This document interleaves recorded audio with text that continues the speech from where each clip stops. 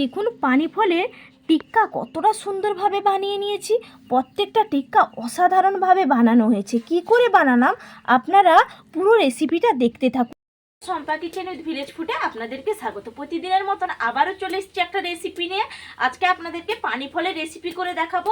এই যে আগে একবার পানিফলের রেসিপি করে দেখিয়েছিলাম, আবারও আপনাদের সঙ্গে পানিফলের রেসিপি করে দেখাবো, একদম ভিন্ন স্বাদের। আপনারা দেখতে থাকুন।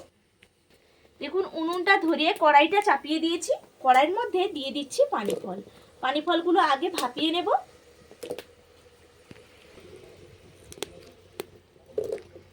একই সঙ্গে এখানে চিংড়ি মাছ নিয়েছি, একই সঙ্গে চিংড়ি মাছগুলোও সেদ্ধ করে নেব। দিয়ে একটা ঢাকা চাপা দিয়ে দেব। দেখুন ঢাকা চাপাটা খুলে আমি দেখে নেব সেদ্ধ হয়ে গেছে কিনা। দেখুন একেবারেই কিন্তু সেদ্ধ হয়ে গেছে। পানিফলগুলো আর চিংড়ি মাছগুলো একসঙ্গেই আমি একটা পাত্রের মধ্যে তুলে দিচ্ছি। পানিফলগুলো দেখুন ভালো করে সেদ্ধ পানিফলগুলো ছাড়িয়ে নিয়েছি। আর একটা গ্রেটার নিয়েছি, গ্রেটারের সাহায্যে আমি গ্রেট করে নেব।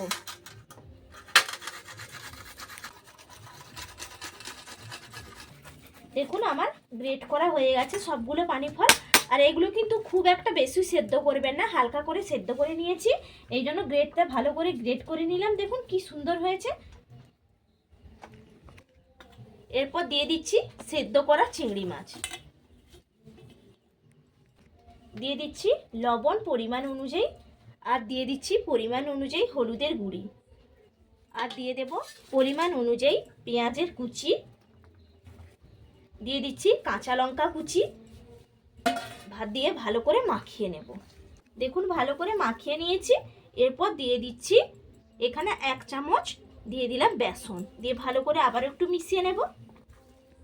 দিয়ে দিচ্ছি ময়দা 1 চামচ, 1 চামচ বেসন দিয়েছি, 1 চামচ ময়দা দিলাম, দিয়ে ভালো করে মিশিয়ে নিচ্ছি।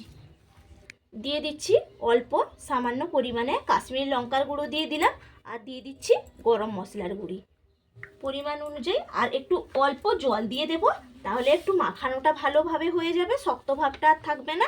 এই জন্য অল্প হাতের মধ্যে একটু জল নিয়ে মাখিয়ে নিচ্ছি। দেখুন ভালো করে একেবারে মাখানো হয়ে গেছে। কি সুন্দর মাখানো হয়েছে। এইভাবে ডোটা তৈরি করে নেবেন। এরপর চলে যাচ্ছি ভাজবো।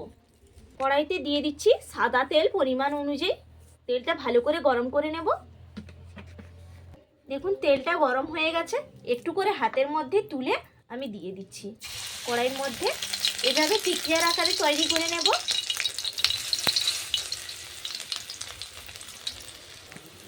দেখুন 1 পিঠ হয়ে গেছে, 1 পিঠ উল্টে দিলাম। আর দেখুন কতটা সুন্দর হয়েছে পানিফলের টিকিয়াগুলো, দেখেই মনে হচ্ছে কি দারুণ হয়েছে। এরপরে একটু উল্টে পাল্টে ভেজে নিলেই একেবারে রেডি। এইভাবে আপনারাও করে নেবেন। আর যদি রেসিপিটা ভালো লাগে তাহলে আমার চ্যানেলটা সাবস্ক্রাইব করে রাখবেন নিত্য নতুন রেসিপি পেতে। দেখুন একেবারে ভাজা হয়ে গেছে, আমি তুলে নিচ্ছি ছানটা দিয়ে।